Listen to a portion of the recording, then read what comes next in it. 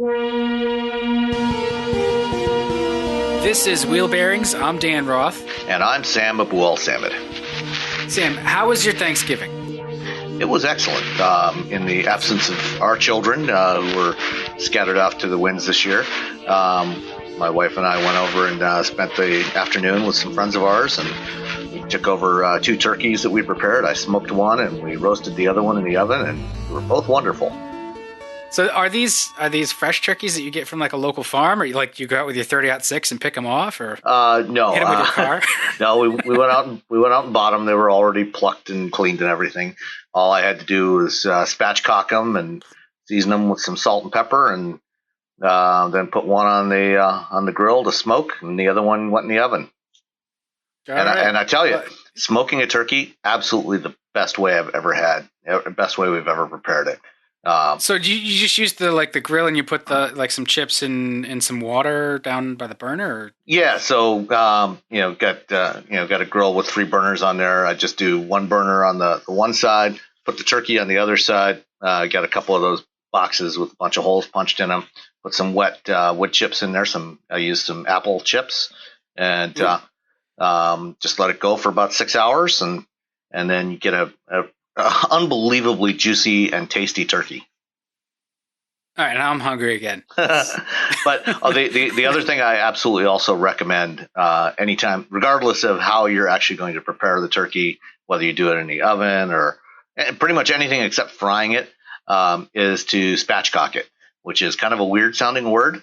But basically what you do is you take the turkey and you cut down either side of the spine, and take the spine out, throw that in a pot to make some broth that you can use for soup or gravy. And then the rest of it, you flip the carcass over, press down on it to crack the ribs and flatten it out. And it cooks much more evenly, and you don't have to worry about having spots on the inside where it's undercooked. And it cooks very evenly and also much faster if you're doing it in the oven. Yeah, that makes a lot of sense, actually. I've perfected my technique for the most part. We had a good trick. We get them from a local farm, and as the fresh ones actually cook a lot faster than anything store bought. I've found. Maybe it's just because they're not quite as heavily refrigerated or what, but I don't know. Anyway, okay, enough for this week's cooking segment. We had a much better Thanksgiving than Carlos Ghosn did, and we'll get to that. Oh yeah, but. Let's talk about cars first, and I've been in a couple of things, and I can see that you're in a Volkswagen, so we have a Volkswagen heavy car discussion, because I'm in the Golf Sportwagen right now, and last week I had an RDX. So let's start with the VWs, though. What do you think? I really like the new Jetta. So the new 2019 Jetta, all new, came out earlier this year. It's like most front wheel drive Volkswagen Group models now, is built on the MQB platform, which now also underpins everything from the subcompact Polo in Europe all the way up to the ginormous Atlas and pretty much everything in between, the Golf and the Tiguan and you name it. It all comes off of this flexible platform architecture that they call MQB. When I first got into this thing, my first thought was, why wasn't Volkswagen using this 1.4 liter turbo in the Jetta years ago? It's actually they've had 1.4 liter TSI engines, which is their terminology for their gasoline direct injected turbos, for probably going on 15 years now. And yeah, didn't they have it on the Jetta hybrid? No, I don't think so. I think that had a 1.8 liter. Maybe they did. I can't remember. I'll have to go back and check. But they never had just a straight up 1.4 turbo in the Jetta before. Previously, they've had various 2-liter engines and some 1.8 liter turbos, I think, and of course the diesels, which is what we owned for close to 7 years. And in the previous generation Sportwagen, which up until they redesigned it a few years ago, was, at least in North America, was known as the Jetta Sportwagen. The rest of the world, it was always a Golf, but here it was the Jetta. But the new one, when the previous generation Jetta sedan was introduced back in like 2012, I think it was, it got a lot of complaints from people because the Jetta for a long time had been Volkswagen's most popular car in North America, and North America was always the biggest market for the Jetta. And they were trying to grow their sales in North America, and so they did a lot of things to cost reduce it for North America, which included switching from soft touch plastics to hard plastics inside. VWs have always had a reputation, and Audis, for, even at their price points, having a more premium feel inside. And when they introduced that version of the Jetta, that previous generation of the Jetta, a lot of people were unimpressed. And then there was also the whole thing with the rear suspension. When it first came out, it had a twist beam axle, which is not a terrible thing, but it, for a car that had a reputation for being a lot of fun to drive in prior generations, it really brought down the handling. And partway through, when they did their mid-cycle refresh and they launched the GLI, they went back to a multi-link rear suspension, and they retained that on this one. So it's a typical compact sedan, C-segment sedan. The 1.4 liter turbo with an 8-speed automatic, really nice powertrain. You can also get it with a manual, but it's really nice powertrain. It's got lots of torque, and really, I thought it felt as good as, from a drivability perspective and a torque perspective, as the diesel that we had for all those years. It's a little bit lighter than the diesel wagon was, so the performance was overall pretty comparable. It's about 140 horsepower, 185 foot-pounds of torque, and like a typical GTDI engine, it's got torque from about 1500 all the way up to redline. And well, they're doing the same kind of tricks with this engine that they do with the diesels too, using the turbocharger to get the power in early and often, right? Like that kind of thing makes the power delivery curve feel pretty similar. Yeah, absolutely. And so it's a lot of fun to drive, rides and handles quite well. And the new interior is much nicer than the old one. It's got two large LCD displays, one in the center stack, which is a touchscreen, and then the instrument cluster is a digital instrument cluster ahead of the driver, which you can reconfigure and to show a bunch of different things. The new the modern VW infotainment system is quite straightforward, easy to use, very responsive, supports Android Auto and Apple CarPlay, and what they've done, they've kind of gone back to the whole idea of the Jetta and VW in general being more of a driver's car. So you have the center stack is kind of tilted towards the driver. So it's, the Jetta that we had, the center stack was flat, so it was equally accessible to the driver and the front passenger. Now it's tilted a little bit towards the driver, kind of in that 1970s, 80s BMW kind of fashion, where everything was geared towards the driver. Couple of minor complaints I had. One, the adjustment for the mirrors, for the power mirrors, it's kind of pushed ahead of where the window switches are on the driver's side armrest, and it's kind of almost inside where the grip is, where you grab it to pull the door shut when you get in the car.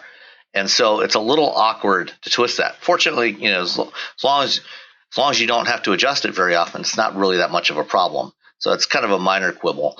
The more major quibble I had was with the seats. We talked, I think last time or the episode before that, we had a listener letter about the seats in his Jetta, in his Jetta wagon. And he did not like those seats. Thought the bottom seat cushions were a little too short. They weren't supportive enough. personally, I always liked the seats in our old Jetta wagon, and the previous generation Golf. But the seats in this one, in this Jetta, are a little bit wider and flatter than what I've become accustomed to in most VWs, and so I thought could have been a little more supportive. They were covered in VW's VTEX faux leather, which is actually quite a nice material. It's very durable. It looks decent. Feels decent. And I have no complaints about that. It's just the contouring of the seat I think was a little wider and flatter than I prefer. Does it have power adjustment for the bottoms and the seat back, or was it split? The one I was driving was all manual, so no power adjustments. Okay. Well, that's actually does VW still do what they used to, sort of that infinitely adjustable backrest angle with the knob? No, they don't. Oh. So See, that sucks. It's got the more traditional lever type system, and it also did not have any kind of lumbar adjustment at all. The exact setting you want is always in between two of those detents. Oh, absolutely, absolutely. Our Jetta, actually had the power adjustment for the seat back. It had a manual fore aft adjustment, but a power adjustment for the seat back. This one was all manual, and it wasn't terrible. It wasn't terribly uncomfortable. I managed to find a good position, but it could have been better. What surprises me is that kind of thing is going on in an SEL, because the SEL is a pretty well-equipped trim. Yeah, that's the kind of the premium trim level. And this one was about $25,000, which isn't bad. It's competitive with the class. But I would expect a little more in the SEL. But it did have lots of other features. It had adaptive cruise control and lane keeping and that sort of thing. So it had all the usual driver assist features and active safety stuff. So that was good. The electronics were good. The infotainment system, like I said, was responsive and easy to use. The seats were kind of the only real complaint that I had about it. Well, so I have a couple of things that I just wonder about with the Jetta, and you may even know the answer. Is this North America only now that they're selling that particular car, or is it a global car? I think they do sell it in some other markets. I don't think it's available. The Jetta was never a big seller in Europe anyway. Yeah. Because they're smarter. They like wagons and hatchbacks. Yeah, exactly. So it was, they sold them, at various times. In fact, there were even various times, when Jetta sedans were not available in Europe. But let's see. Yeah, no, it's not currently available, at least not in the UK. I'm looking at the VW UK website. They sell the Passat and the Arteon in the UK. So yeah, I don't think it's available in Europe right now. But it is available in some other markets, available in Latin America and some other places. But North America is the primary market for the Jetta. Yeah.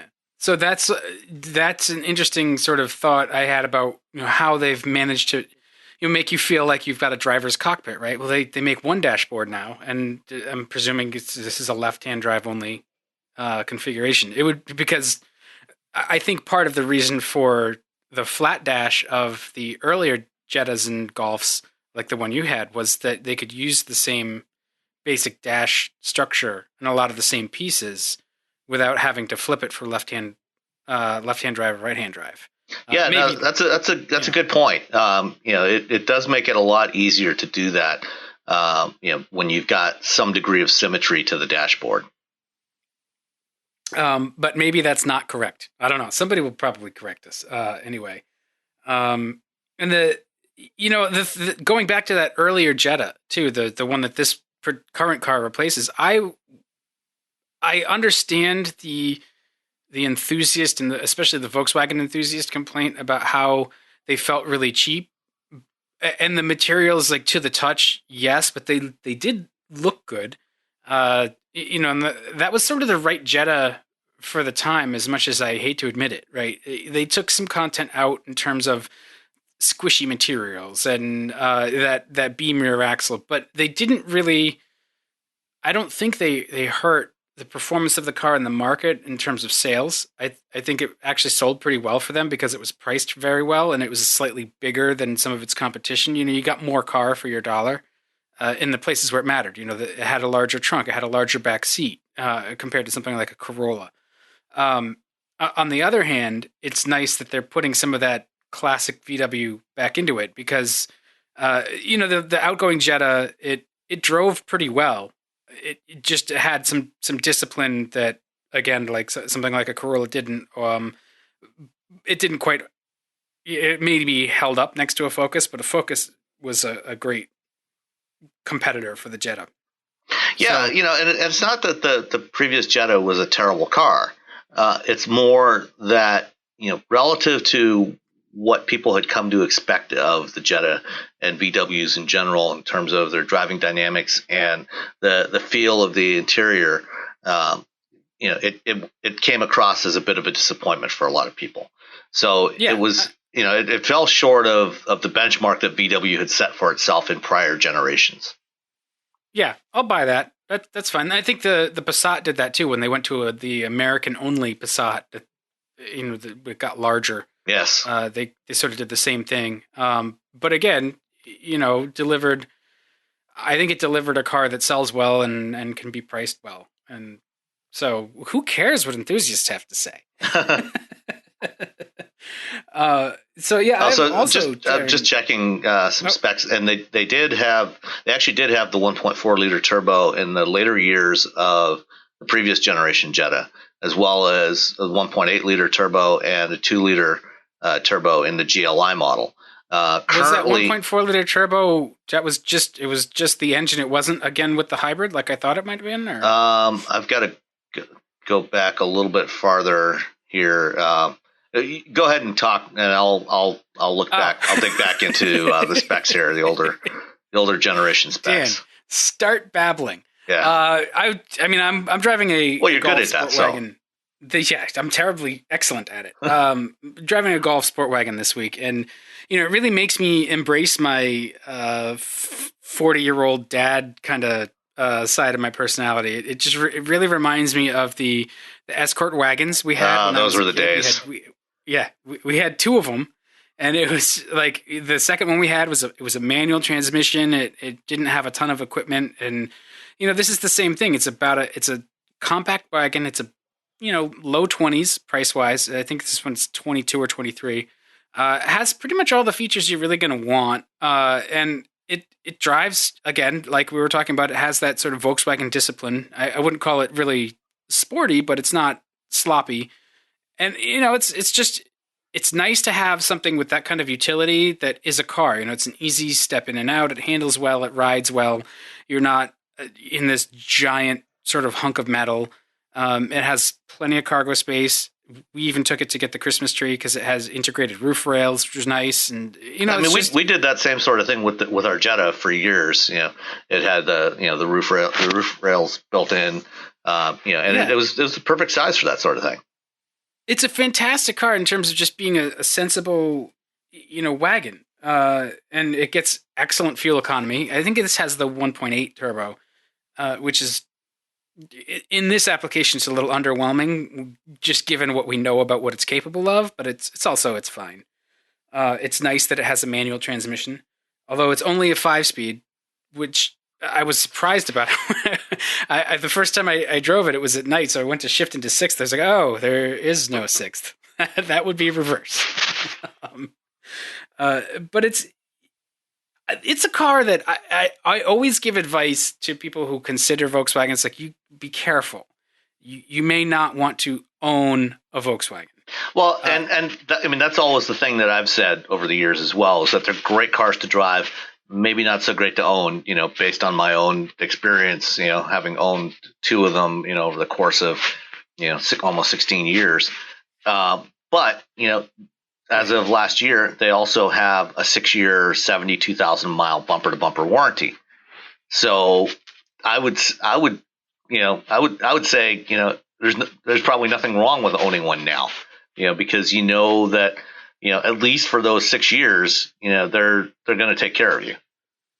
Yeah, I think that's goes part and parcel too with the way this one is equipped. It's not the most luxurious. So it has those split seats where the backrest is power and the bottom cushion, the fore aft is a manual adjustment. They're not great. They're okay. But it doesn't have a sunroof or a big panoramic roof or anything, which is another thing to break. Trust me, I know about that. Right. I know it's a common thing in the Jettas, but it also like I just found that I like having the sort of the skylight, but I don't like having all the mechanism, especially when it fails and it's expensive to fix, or you have to fix it yourself, which is no fun. It's just like the basic car has that kind of charm to it, and it's just a good solid wagon. It has a lot of space. I could get the dog in the back and close the gate on him, and he's not like cramped like he would be in a smaller hatch. It's nice to have a car this size with this kind of utility with a manual. It's not sporty, but it's also enjoyable to drive because you're actively driving. There's something else to do than just sort of sit there and listen to podcasts or whatever you do when you're not shifting for yourself. And like you said, like the Volkswagen infotainment is fine. I like that it's not trying to do so many things. So I would break my rule and say, equipped this way, I can't see a problem with it. It doesn't have enough stuff on it that's really going to just explode, which is part of the problem with the European luxury cars, where you step up a level, where we had been in Volvos and BMWs and Mercedes and stuff like. In that realm, there's just more stuff and the more potential failures, and that's kind of what bites you. This is a solid enough car, and it sells in however many markets around the world that I think they need to make it so that it's at least serviceable, if not reliable.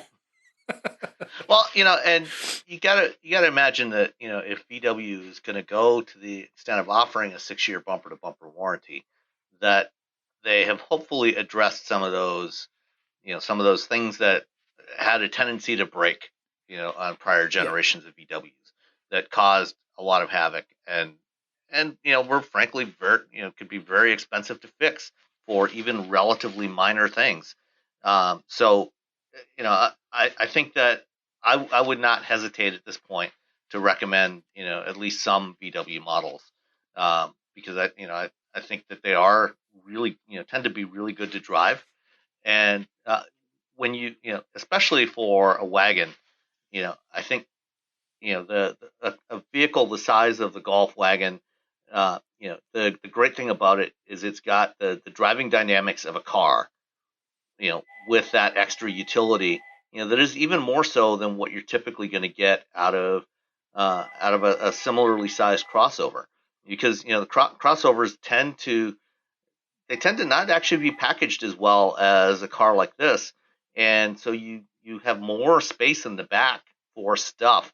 If you've got young kids, these are actually really great, for putting all the, when you've got to go on a road trip, to visit the grandparents or something, or go on a vacation.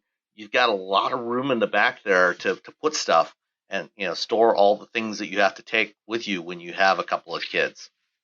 Yeah, it's a really, in terms of using it, it's a really well thought out wagon. There's big storage cubbies. There's big storage cubbies in the doors. It's comfortable. It's easy to get in and out of, like you said, for kids. That's the thing with crossovers. I think that those tend to be very popular because they're a little taller, and so the people with buying power, they're in this place in their life where they want a vehicle that's less of a step down to get into, and that's valid. And Volkswagen offers that. So, did you find out anything about the so the Jetta powertrains? The hybrid did have the 1.4 liter turbo, and they did actually offer the 1.4 turbo in the later years of the previous generation sedan as well, the regular 1.4 turbo. It wasn't there at the beginning, but it was there later on. At the time, back in 2009, when we had bought ours, they had 3 engine options. They had the older 2-liter turbo, the 2.5 liter 5-cylinder, and the diesel, right. of course. And I drove one with the 2.5. I hated the 2.5. Yeah, I mean, the 2.5 had decent performance, but it was not a very refined engine. It was kind of noisy and kind of rough. It had plenty of power, but that was about all it had to offer, and it didn't have particularly good fuel economy either. Yeah, that's true. Yeah, so we've loved on Volkswagen enough. Let's move on to the Acura RDX. Okay, That's the let's other love car I that one. drove. I certainly loved the RDX when I drove it. Did you like it? Yeah, I liked it a lot. What did you like about it? What was your favorite thing about it? I liked that it kind of, the second generation RDX I was not particularly a fan of, because the original, 10 years ago, was one of the first of these, kind of compact premium crossovers that really had a sporty feel to it. It was, it was Honda's first vehicle with a turbocharged engine. And it was, it also had the super handling all wheel drive with their torque vectoring system. And it was a lot of fun to drive. And the second generation went kind of more mainstream and, kind of lost a lot of that feel. And for this one, especially in A-spec form, it kind of went back, more towards the original. It has the 2-liter turbo. It's basically a detuned version of the engine in the Type R. 272 horsepower, I think, or 275. And it's got plenty of power and torque. The torque vectoring all-wheel drive system is back, which makes it great for going around corners. I pretty much liked everything about it. Yeah, I can see that. In terms of driving, it's fantastic. They really do the car stuff quite well. The turbo engine is strong. It works really smoothly with the transmission. A-spec, the way they tune the A-specs is magic. They just feel really good. They rotate really readily, especially for a front drive chassis. I think part of that is with the A-specs, they overdrive that rear axle. So it does. It's just they're really, really pleasing to drive. They ride well. The structure's solid. The steering is really weighted nicely. Everything you touch feels good. I'm on record as liking Acura's vehicles, and if they keep putting A-specs in the fleet, it's hard not to like them because that's kind of the top of their trim level, and they're really nicely appointed. My favorite thing about the RDX is the audio system. The ELS surround system is fantastic, and they sent it. They're really proud of it. They sent it with a little iPod Nano, full of songs that were ripped. Where'd they dig one of those up from? CD. I don't know. It had a little screen on it, right? And I think it's called the Nano still, right? I don't think Apple even makes those anymore. They may not, but it was uncompressed audio, so you really get a real good impression of what this audio system can do. And me personally, I'm very attuned to just that kind of thing because it's part of my profession, and I've spent a long time listening to lots of speakers. I used to build speakers back in the day, and just it's something I'm very passionate about and have quite a bit of experience with. So most car systems suck, especially the ones you pay a lot for. They're actually not really that good. Usually they have lots of treble, lots of high end, and very impressive bass, and all the mid range is scooped out, and a lot of them just don't sound good, and they cost a lot. This system is different than that. It actually sounds really, really good. It's really well balanced. And Acura hooked me up with an interview with Elliot Shiner and the folks from Panasonic who actually build the hardware, and they work together. I'm finishing up putting that together because that's actually really interesting. If you want to geek out hard about it, that's coming. But the just sitting in it and listening to the audio was probably my favorite thing. You just put it on adaptive cruise, just like sit in traffic. It made it really enjoyable. So, if you're going to be stuck in traffic anyway, that's something that can make it nice. Is some of the options. What I didn't really like about it was the new. What is it? The advanced cockpit, or is that what they call it? The control scheme for the infotainment. The absolute touchpad cockpit. Precision touchpad, precision cockpit. Yeah. I mean, I like the idea. I see what they're going for, and it works well most of the time. But it felt to me like it's running on slow hardware. So sometimes it would get confused about what I was asking for. So by the time I clicked the thing, it had switched to something next to it, which was like, no, I don't want that. And I found that just functionally, um, for example, there's no way to zoom the map in Nav that I could find. And I actually went to some forums online for RDX owners, and they're saying the same thing. It's like you can zoom the map in Explore mode, but Explore mode won't actually update the map with your position. And then when you go back to just the regular map, it defaults to a default zoom level. And I couldn't figure that out. And that may be operator error. So if it is, I don't want to say that you can't do it. I just want to say it's not intuitive to figure out. And so that should probably change. And the like tuning, like scanning through satellite radio, also kind of crappy. So like some of that stuff is like you're 90% of the way there. It's a really interesting control scheme, and I think it does work really well. It's got haptic feedback on the touchpad, and when you think of it as the whole screen instead of like it takes a little while to stop trying to treat it like a trackpad. But once you get past that, you do become really quick with it, and it becomes a lot more intuitive. So I like it. I think that it has some ways to go in terms of updates and performance, and then it will be better. What did you think of it when you tried it out? Yeah, I mean, it definitely takes some getting used to. It works a little differently from the other controllers that we have in other cars, especially the touchpads. And it works differently from the touchpad that you're probably used to using on your computer, because those are all relative controllers. So regardless, on your computer, for example, wherever your cursor might be on the screen, if you touch the center of the touchpad and move one way or the other, it's going to move from that position. Whereas when you touch, when you tap this touchpad in the RDX, wherever you tap on the touchpad, it's going to go to that corresponding spot on the screen. So if you tap, the upper left corner, the cursor is going to appear over in that corner.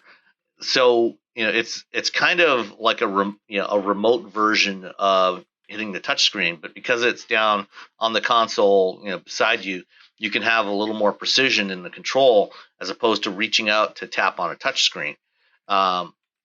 So I personally liked it once I got used to how it works.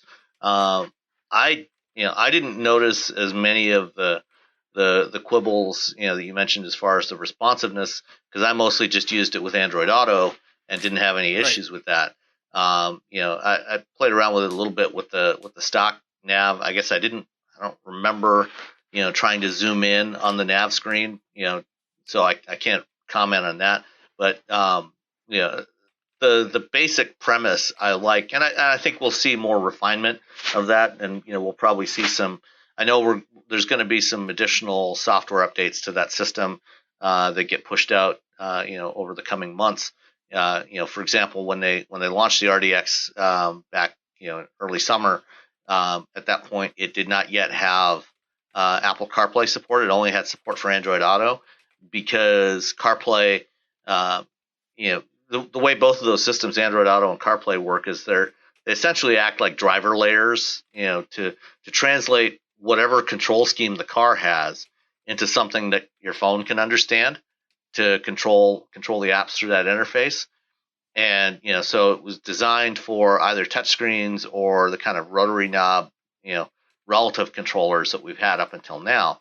And it didn't. CarPlay didn't yet have support for this type of absolute touchpad that the RDX has, and so they were still working on that. And at some point hopefully in the next few months, they should have an update for that allows it to work with CarPlay. But and we'll certainly see other updates, as they move along, and also add this to other new Acura models going forward. Yeah, and I think that's one of the other things I picked up was that it's not quite as smooth with CarPlay or Android Auto as it could be. And it sounds like this is a new system. It's probably a new architecture behind the scenes for them as well, and so there's going to have to be some updates to smooth it out. But overall, I really like the paradigm. I think that it is quick to use. especially for most of the things that you are using on a regular basis. I like how some of the stuff is duplicated there's a steering wheel button that will actually allow you to select certain features in the gauge cluster, the center screen of the gauge cluster. So there's more than one way to put info into it and get what you want. And I think all of those things require refinement. So it's a better effort than they had, and they'll Yeah, it's fix certainly the better than the old things. dual screen setup that they had. Yeah, yes. So I can't knock it other than to say, it. I think there's room for improvement. It's a big step up from what it had been, and the rest of the car really quite makes up for it. That turbo engine is great. It's a growly little strong engine. It's a nice handling. Underneath it all is a CRV, I think. So it's like it's the best CRV ever, and Yeah, that's well, I mean, it's got there's CRV components in there, but there's also a bunch of stuff that is unique to the RDX, like uh, the torque vectoring all wheel drive system is only in Acuras. yeah, that's true. It's not in any Right, Honda brand models. right, and but those are the things that make it worthwhile. I mean, that's where the magic is. Like I said, the A spec magic. That's the way they tune it, the way it drives. That's what I want in a car, and that's really. And when you look at the price too, it's like I think it's just mid-40s. So yeah, it's a premium Yeah, car, but it's it's really not actually a that really good expensive. value. Yeah, and Yeah, this is something when I drove the Cadillac XT4 a couple months ago, that I commented on at that time was, the RDX A spec. I think the one I had was about 46 or $47,000, and it was comparably or better equipped than the XT4 I drove, which was at least $10,000 more. And so it's kind of that's a that's really impressive. When you compare everything that's on there, like the RDX comes standard with things like that panoramic sunroof, and the all-wheel drive system, or all-wheel drive standard, at least on the A spec. I think it's standard across the board on the RDX, but I have to go back and double check. And that 2-liter turbo is a fabulous engine. yeah. I, again fix the infotainment a little more, and I will continue to sing its praises because I think it's fantastic. So let's move on a All little right. bit. Right before we mentioned Thanksgiving, right before Thanksgiving, Ram came up to New England, and they unveiled a car, which never happens. So they unveiled a truck actually with the New England Motor Press. It's the Ram North Edition, but it's not only for New England. It's for I think the whole northern part of the country, anywhere it gets snow. So from Boston to Olympia, or even further. But it's based on the Bighorn, and so you can get it with the 3.6 or the Hemi. It's a nice truck. It's all monochrome. It's got a 1-inch lift. They had white letter tires that have the three mountain symbol on them, so they're actually like snow tires. Because if you've ever had a truck in the snow with not snow tires, it becomes a projectile. Yeah. um, so I think that's cool. Ram continues to churn out the special editions of everything. They're doing the same thing that Dodge did with the Charger and Challenger. They just continue to make new stuff out of those cars. And the new Ram is all redone anyway, so it's nice to see them paying attention to the folks that get snow, and it looks great with the white letter tires and the lift, and it's comfy because it's a Ram. It's a nice cushy inside. So I want to just say thanks for bringing it up. Continue to make new stuff for all of us truck lovers. I'd love to see a Snow Commander with the old style graphics, like the old I guess it was like the late 70s. But they had these, because in the late 70s there was no performance, but there were stickers. Yeah. Lots of stickers. Yeah. And so I'll have more. You know what? I'll write up a post about that because I think it's interesting enough. But the Ram North Edition is a new thing, and they unveiled it with us in New England, so I feel very special about that. But we also talked about how bad Carlos Ghosn's Thanksgiving was. He probably doesn't celebrate Thanksgiving, but he's probably not a happy guy right now. I don't know what's going on though. Is he forced out, or did he like actually commit crimes? Is this a coup, or what's going on with Renault and Nissan? Well, he's been arrested in Japan. Excuse me. And he's currently in custody there in solitary confinement in a jail in Tokyo, the same jail where they were holding the folks from that Japanese cult that committed the attack in the Tokyo subway back in the Oh wow, yeah, back back in in the the late '90s. '90s. Yeah, Yeah. um, and death row inmates there. So he's in the same cell block with those guys, which doesn't sound like a real fun time. Um, but he's been accused of he and another executive or former Nissan executive, Greg Kelly, been accused of a variety of financial misdeeds, including understating their compensation, and potentially also some misappropriation of company funds for personal use. Charging some things, for some personal expenses to the company. Um, so right now, the Japanese authorities, are still putting together their case, and we'll see what happens with that. But you know, back at headquarters, or actually the multiple headquarters, because Nissan is part of the Renault Nissan alliance, which was formed in the late '90s or early 2000s. The way that Carlos Ghosn ended up, with Nissan was he worked for Renault, and in the late '90s, Nissan was on the verge of bankruptcy themselves, and Renault stepped in to help. They made a big investment in Nissan, and they sent Ghosn over to, I think initially he was like a chief operating officer or president, and eventually became CEO and chairman of Nissan. Basically they sent him in to turn the company around, and he did a lot of good things for Nissan, in terms of getting them back on track. And he was really the one. He was the driving force that pushed Nissan towards electrification. To introduce the Leaf and other EVs that they have in other markets. And then over time, Nissan and Renault, both made cross investments in each other, and they officially formed this alliance. So they didn't formally merge, but they have this alliance. But there's some strain in that alliance, because especially in Japan, the folks at Nissan are not crazy about the way the thing is structured, because Renault owns 43% of Nissan's shares.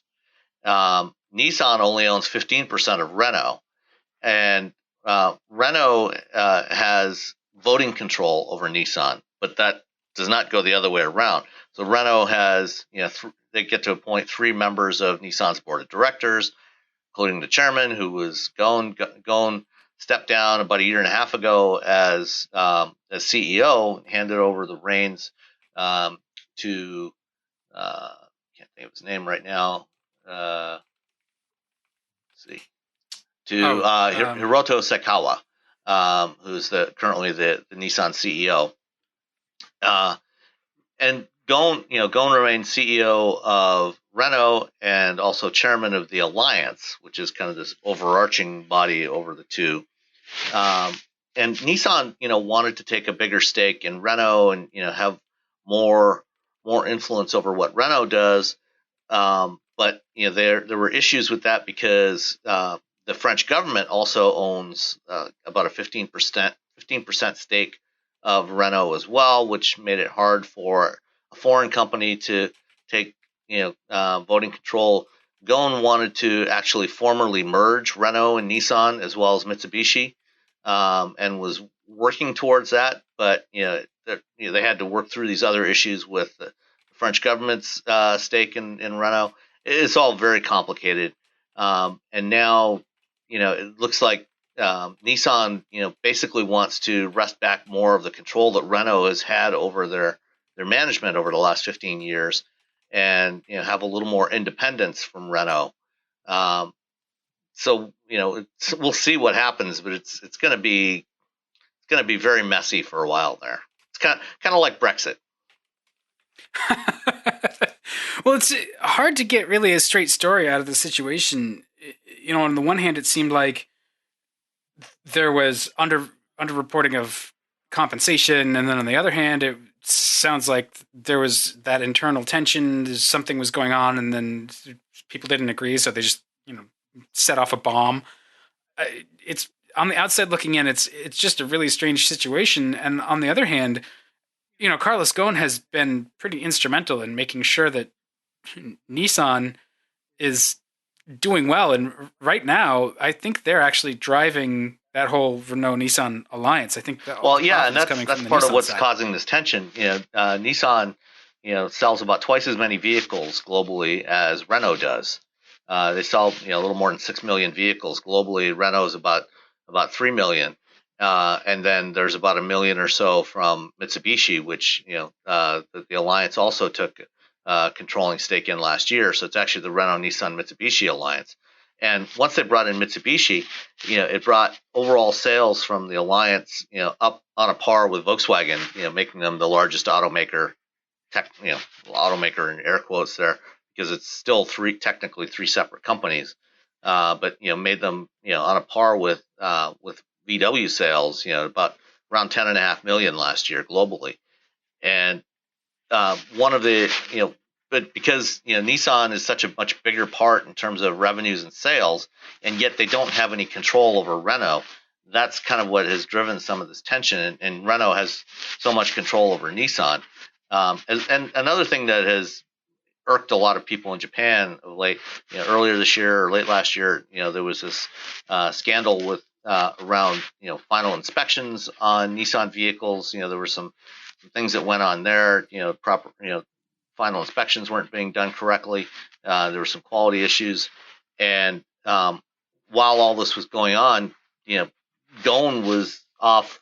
He didn't say anything to defend Nissan or to help out Nissan during that period, which irritated a lot of people in Japan.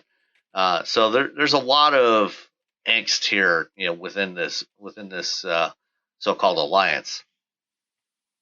Yeah, and there's talk about Daimler. Yeah, Sort well, of. Daimler, they have the alliance has a partnership with Daimler, Oh, where right, that makes sense because there are Mercedes versions of that Infinity, right? Or there's Infinity versions of that Mercedes. yeah, the Infiniti QX30 is basically a rebodied version of the Mercedes GLA. They also some joint ventures with powertrains. And Nissan is building engines that are used for some Mercedes vehicles built in Mexico. And so and then they were using some Mercedes diesels in some Nissan vehicles in Europe. So there's a bunch of collaboration that's been going on for the last few years between the two companies, and I can't remember exactly how big Daimler. Daimler bought, I think, about 3% or something of the two Yeah, I think companies. you're right. So there's some thoughts that perhaps Daimler might step in, to basically bring them all together and kind of help try to force through a merger or something, to resolve the issues between the two. Um, you know, the other things that have gone on, in the past week since Ghosn's arrest, on this past Thursday, the Nissan board met and formally removed Ghosn as chairman of Nissan. He's still a director, but he's no longer chairman of the board. And at Renault, the Renault board met last week, and while they haven't fired him, they did make the COO Terry Bollor. They basically gave him all the authority to be acting CEO and chairman while this is all getting resolved. I'm assuming that all across all of these companies and countries, shareholders are mad. Oh yeah, Like it sounds like for us in the public, it just came out of nowhere, and I hope it didn't. Well, I mean, I don't know. I guess it's worse actually if it didn't come out of nowhere for the shareholders. But yeah, this doesn't seem like something that's going to get really cleaned up all that soon. But the sort of two competing ends of it, right, are uh, maintaining and sustaining the alliance and fixing whatever's broken there, and then whatever happens to Carlos Ghosn. That those seem like two separate issues, and they may not care about Carlos as much as they care about their businesses. Yeah, well, Ghosn was 64, and I think most people were expecting him to retire in the next couple of years anyway. Um, but there's still, even if he were to retire and walk away from this or get fired, there's still a lot of other issues between Renault and Nissan that have been festering for some time. So it's no surprise that about what's going on, and there's some speculation that Nissan may have been the ones to basically to give the information to Japanese prosecutors that was needed to arrest Ghosn while he was in the country. So who knows what's really going on? It's probably going to be a while before we find out. Well, that's the car business in a nutshell. I think is pretty much from anybody's perspective. It's kind of like, who knows? Interesting stuff will continue to happen. That's why it's interesting. That's right. Yeah. I don't think it's going to have any impact on product in the short to midterm. Yeah, they're already doing a lot of component sharing, a lot of platform sharing across the two brands, and there's going to be more coming, in the next couple of years as they further integrate Mitsubishi, and shift revamped Mitsubishi products over to common platforms with Renault and Nissan. And I think from a product development standpoint, component sharing and keeping costs down, the alliance is, I think, has probably been good for both companies, because it allowed them to get a lot more scale. So you've got common platforms used across vehicles from both of the companies and engines and everything.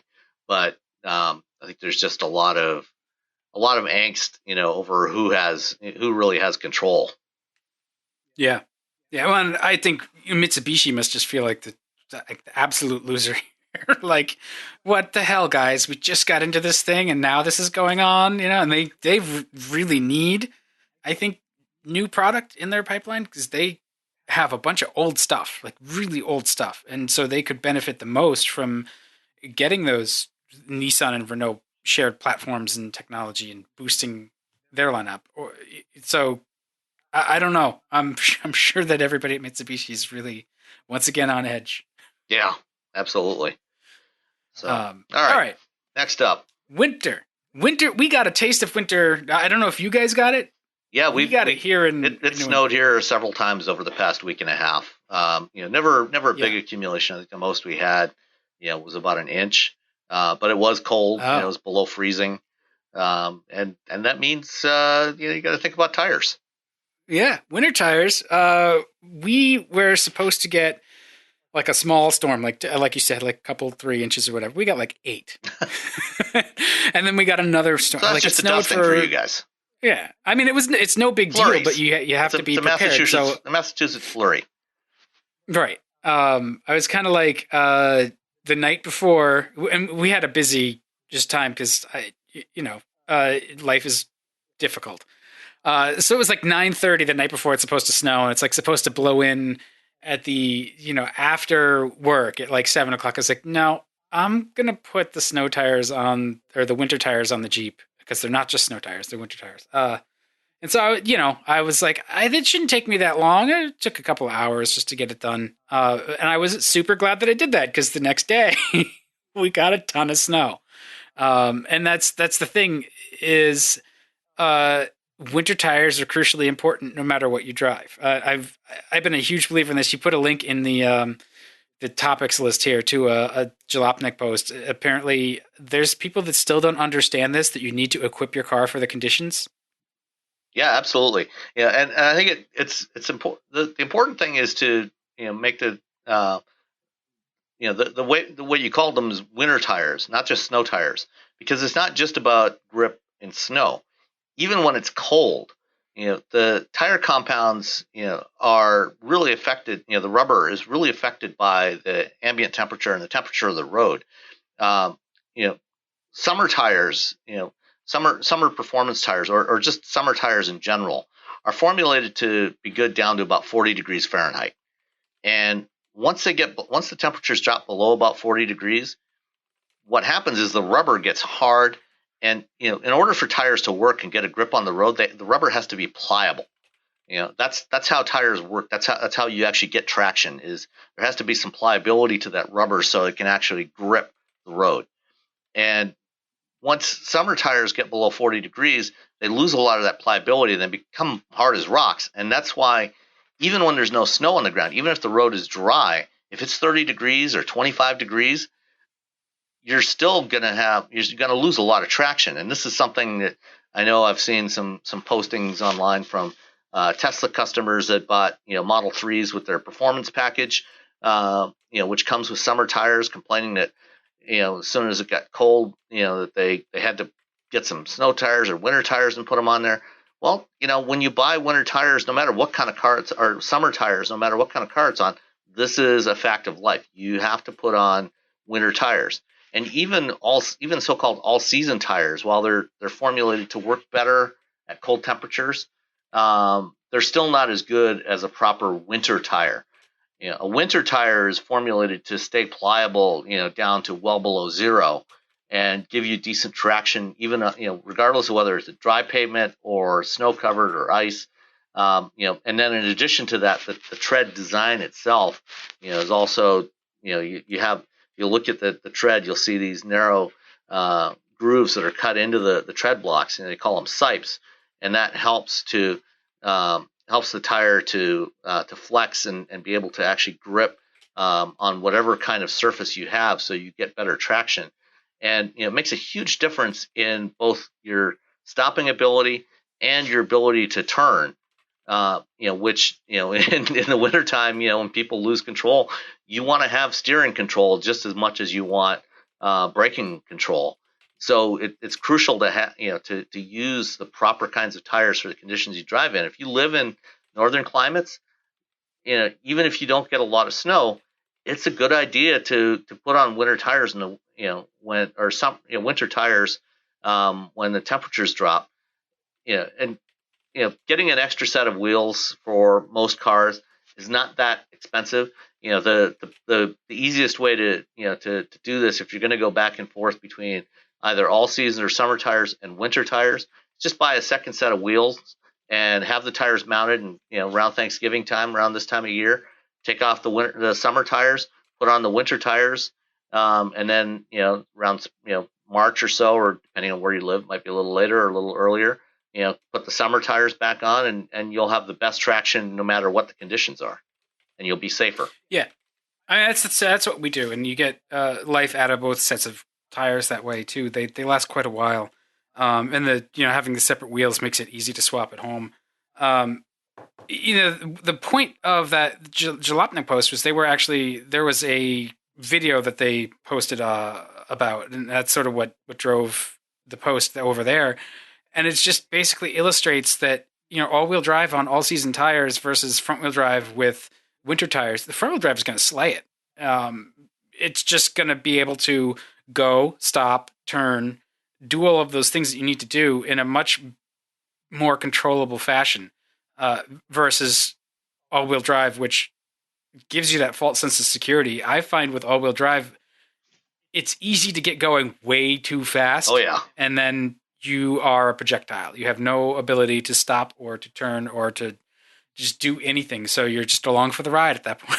Yeah, and the reality is, no matter how many wheels you have doing the driving, putting down tractive force, ultimately it all comes down to those four little patches, about the size of the palm of your hand or less, where the tire is actually in contact with the road. You get 2 tons of steel and glass and plastic that is in contact through these four little patches that are touching the road.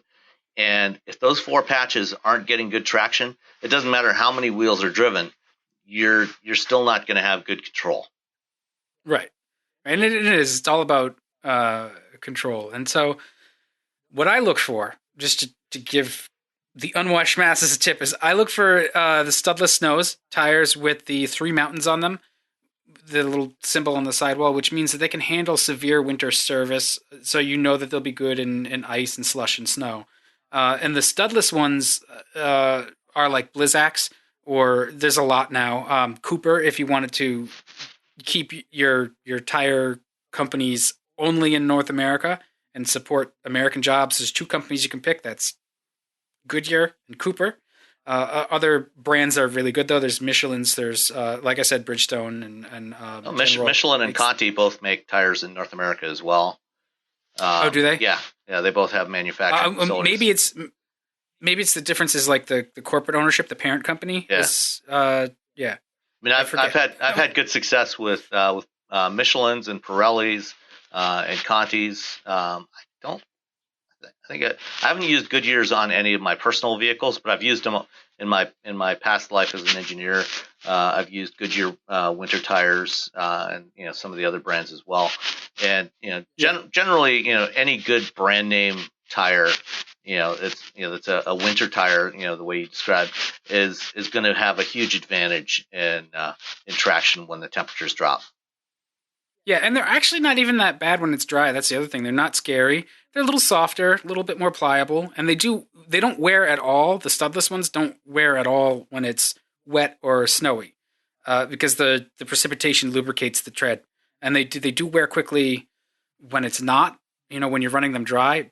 But there's enough of a margin built in there. I get like 5 years out of the sets, and they still work. Yeah. Even in that last year, so. It's not like snow tires of the old days that are like these tall, scary, scary things that. Yeah, I mean, those modern winter tires are really good. You'll get good handling and ride quality and you'll be much safer. Yeah, because we want all of our listeners to continue to survive, to so they can listen keep to listening. us and to send in questions. Exactly. Right, exactly. All right. I think are we done with the spiel? Yeah. All right. Done with that. Okay. The next thing we have on our list is the 2020 Land Rover Evoque. Mike, biggest question is the Evoque is this isn't like all new, right? It's just they're adding a hybrid to it. No, it's actually new. Is it new? The design is evolutionary from the first generation Evoque, which was a really nice design. It was a good looking vehicle. It was. This one, is an evolution of that. It's adopted picked up some of the features from the Velar that we've previously talked about. So you now have flush mounted door handles and things like that. Smoothed out the front even a little bit more. So it looks very similar to the previous one, but just more refined. And then underneath, it's all new, including the powertrains. And I just got a note back from my contact at Jaguar Land Rover to verify what the powertrain combinations are going to be for North America. So they introduced, they announced the new Evoque a couple of days ago in the UK, and over there, it's going to have the 2-liter Ingenium 4-cylinder, gasoline 4-cylinder that we see in a bunch of the Jaguar and Land Rover products now with the turbo, and it's going to have 246 horsepower for North America. So pretty much the same as what you get in like the F-Pace and the Velar and the XF and the XE. And then in addition to that, the Europeans will for now at least continue to have the option of a diesel, but there's also going to be a 48-volt mild hybrid version with the 2-liter gas engine. And for North America, that one will have 300 horsepower. And like the mild hybrids that FCA launched this year on the Wrangler and on the Ram 1500, it's got a belt-driven starter generator, 48-volt lithium-ion battery. It goes a little bit beyond what Fiat Chrysler's done in terms of really utilizing that capability for enhancing the start-stop. So when in the Evoque, when you get below about 11 miles an hour with your foot on the brake, it'll actually shut off the engine at that point and coast down, just on electricity. and then if you lift off the brake, it'll restart the engine automatically. So it should get pretty decent fuel economy with that combination. And then about a year after launch, at least in Europe, they haven't announced anything for North America yet, but at least in Europe, there will be a plug-in hybrid version as well with a 3-cylinder turbo engine. But right now, the 2-liter with and without the mild hybrid will be the options for North America when it launches here next year. Yeah, that's going to be interesting to see how many more of these sort of luxury EV hybrid crossovers we get. I think they're trying to pick up some of the shine from Tesla in some ways, to say, no, look, we have batteries too. Yeah, well, Jaguar announced, I think about a year and a half ago, that from 2020 onwards, they're going to have electrified options in all of their models, which will range from the 48-volt mild hybrid stuff up through full battery electrics. So we've already got the I-Pace. The Jaguar I-Pace is their first EV. The speculation is that the new XJ, which may arrive by the end of next year, will also be a battery EV only. So no more engines. No more internal combustion engines in the XJ, which would be interesting. But we'll see other EVs from Jaguar Land Rover, as well as additional plug-in hybrids and mild hybrids across the board. So this is the first of their models with the mild hybrid system, but we're going to see that available on everything they build. Yeah, I really want to try the 3-cylinder Ingenium engine too. I like that 4-cylinder. I can't remember a great engine. What I've driven it in, but I like it a lot. And so the 3-cylinder version of that's going to be interesting. I like the snarl of the triples in everything I've tried it in. Yeah, it's got an interesting sound that's different from a 4-cylinder, and not quite like anything else out there. Yeah, the closest I can say, if you've never heard a triple, they sound like the 80s and 90s GM V6, the 60 degree. So the 2.8, the 3.1. It's different. It's not exactly the same, but the rhythm is close to that. It has, and again, because it's 3 versus 6, so there's, math. But it reminds me of that. Like, it just has this great little snarly sound. And certainly with what we can do with both electrification and now turbocharging, 3-cylinder is not a problem. They have plenty of punch. Even the Mitsubishi 3-cylinder is okay in the Mirage. I'm only okay. But like in the Mini, the triple they have in that is really powerful. Yeah. And you'd never know that it's a 3. It just like it's isolated enough and smooth enough that it just gets the job done. Yeah, I mean, even the 1-liter 3-cylinder that Ford has, and that had in the Fiesta and the Focus, it's a really nice engine. It's 123 horsepower, but it had 168, I think, pounds of torque. And like other GTDI engines, it has that torque from down low. I mean, I remember the first 3-cylinder engine I ever drove back in 1990 in the Geo Metro. Oh yeah, the whole car shook. Yeah, there was absolutely nothing pleasant about that thing. But it had throttle body injection and a 3-speed automatic transmission. And that car weighed about 1,700 pounds, I think, 1,700 pounds. And it was driving it at 65, 70 miles an hour on the highway was, like riding in a bucket of bolts, loose bolts, being shaken constantly. It was a terrible experience. But they've come a long way since then. And that thing had about 55 or 60 horsepower. So they've come a long way. They're fun to drive. They sound good now. They're fuel efficient, and it's a good way to go. Yeah, it'll be. I think triples are going to be like as internal combustion sort of gets edged out to a certain degree. Like we're going to see more of that happening as engines are going to get smaller. Like in the idea of using now the Mazda rotary as a range extender. So there's going to be that kind of stuff happening. We're going to see a lot of really interesting engines. Yeah, and we'll be hearing more from Mazda this week at the LA Auto Show. They're going to be revealing the new Mazda 3 on Tuesday night, and I've got some meetings with the folks from Mazda to learn more about what they're doing there as well. They need to put manuals in everything. All trim levels, manual transmission. And just get rid of the automatics altogether. Just manuals across the board. I think that's fine. Yeah, and you could sell it as a safety measure. Like, no. You'll never have unintended acceleration again. Right. And you won't be distracted by your phone. Because maybe we should all just ride motorcycles. Because I don't think you can text in motorcycle. Oh, don't say that. Somebody will find a way. All right.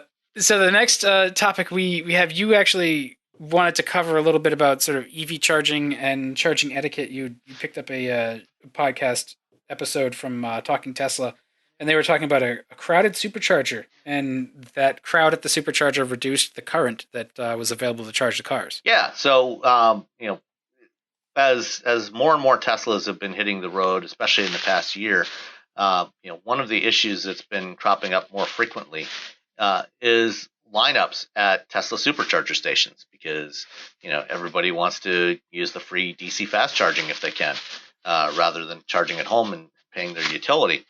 And so that's led to a couple of things. One is people jumping lines, which please don't do that. It doesn't matter where you are. Just don't jump lines. Be courteous. If there's a lineup of people waiting to use a supercharger or any other charger, from any other company, wait your turn. Listen. Remember what your kindergarten teacher told you. Share and wait your turn. Yeah, superchargers, from what I've seen, tend to be located in centers of commerce. They have one right down in the mall parking lot here in town, and so you just have to plan ahead, right, and understand that when you need to charge the car, there's probably going to be some of a wait. So you plan it together with lunch or something, right? Yeah, exactly.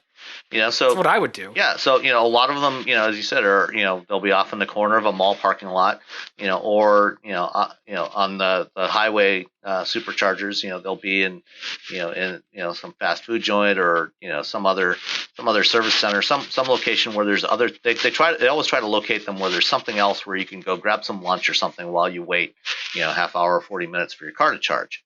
So that's one thing, and that applies across the board to everybody. The other thing, and the thing in particular, with this podcast, I saw somebody tweeted out to this particular episode of Talking Tesla that we'll link to. The thing that they were complaining about here is, even though they were using the superchargers, they were actually getting pretty slow charging. So Tesla superchargers are nominally rated at 120 kilowatts of charging power. So just for reference, your typical your 110 volt outlet at home, your 120 volt outlet at home, will put out, about on a 15 amp circuit, we'll put out about, 1.5 to 2 kilowatts. Or no, not even that. It's a little more than one kilowatt of power. When you switch to a 220 volt level 2 charger at home, or most of the public charging stations, you typically get either anywhere from 3.3 to 7.2 kilowatts. The superchargers are rated, like I said, at 120. But the problem is, if you have multiple charging outlets, and the superchargers typically have anywhere from 6 to 12 actual charging points at each station. In some cases, there's a few I think that are now up to, they've added more to add more capacity, so they're now up to as many as 18 chargers at one location in a few places. And that's great in terms of letting more people plug in, but the problem is, it's only as good as how much power you actually have coming into the station from the grid. It's kind of like, imagine, you've got a certain amount of water pressure in your water main. And if you, turn on all your showers and all your sinks, and hook up all your sprinklers outside and run them all at the same time, you're not going to get as much water pressure as you would if you only ran one at a time. It's just, physics. And when companies are charging, they're figuring out where to put charging stations. One of the things they have to keep in mind is, not just the real estate, but they also have to look at, how much actual capacity is available from the grid at that location. can they actually get enough power? And one of the issues that's increasingly cropping up with supercharger stations is that a lot of the sites don't have enough power coming in to actually support all of the charging points at full power levels, all the time. So, if there's, one or two cars charging, they'll get the full 120 kilowatts. But what these guys were talking about in this episode of Talking Tesla is that when they plugged in, they were only getting about 30 to 35 kilowatts. So instead of, charging to 80%, in 30 minutes, it would still, it would take a couple of hours to get to 80%. And so, if there's, if you're going to a Tesla supercharger station, if there's a lot of people there, if it's fully loaded and everybody's charging at once, there's a good chance you're not actually going to get your full fast charge that you were expecting, and you might have to wait around longer.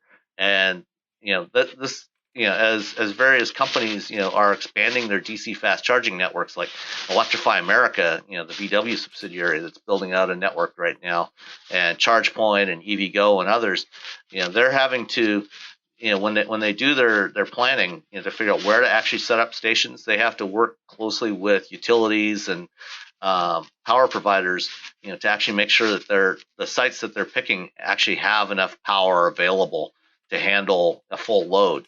And this is one of the things that my employer, Navigant Research, our consulting arm, one of the things that we do is we work with some of these companies, we actually have models, that look at how much capacity is actually available, because we do a lot of work with utilities as well. So we have a lot of data on, where capacity is actually available, and, helping these companies do this sort of thing. And there's other companies, doing similar things. So it's actually a lot more complicated than just finding some empty space and plopping down some chargers and hanging out the open sign to help people you need like charge. big transformers and stuff too. Right? Oh yeah, it's battery backups, and another issue, especially with the DC fast chargers, is at home, when you're using your electricity at home, for the most part, you probably have, for residential purposes, you probably pay, maybe two different rates, for your electricity, per kilowatt hour, for your peak periods and your off peak. And I think the national average for off peak is about 11.5 or 12 cents a kilowatt hour, and it might be, for depending on where you are, it's probably maybe double that for peak periods when there's a lot of demand. And places like California during peak periods, it can actually go as high as like 40 cents a kilowatt hour. But for commercial customers, it can get really expensive, because what they actually do for commercial customers is they do what's known as demand charges. And right. So, you get charged, for every kilowatt hour you use, the meter. But if, it's, those rates are based on, assuming a certain average use over the course of a month. And if you have peaks that go above that average, that's they call that demand charges. And so, if you're let's say you're using 200 kilowatts, for a business, and at some point, during the peak, it might only be once a month, that might jump up to 300 or 400 kilowatts of power that you're sucking down at any point in time. They actually bump up your rates based on what that peak value is, rather than what the overall average is. Because for a utility, they have to build out capacity for what the peak is, even if you're not using that peak most of the time. And so for commercial customers, they have these demand charges. And if you're running a DC fast charging station, one of the reasons why superchargers, and some others, may not give you full charging powers. They may be deliberately capping it, even if there's enough capacity. They may be capping it internally within their charging system to make sure that it never goes over whatever the demand charge level is, to keep their costs down. Because if you start paying demand charges as a commercial customer, your electricity rates can go up very fast, and it costs a lot of money. And so, a lot of DC fast charging stations are putting in big capacitors or battery banks, to act as buffers to limit those peaks. Yeah. Well, that makes sense too, and it also smooths out the demand on the grid, which I think makes grid operators happy. Oh yeah. Versus just like all of a sudden everybody charges their cars and the power sags. What I find amazing is that the companies that build gasoline filling stations don't really seem as interested in investing in charging infrastructure. You'd think that they should know that business better than just about anyone about getting people in, refueled, and out.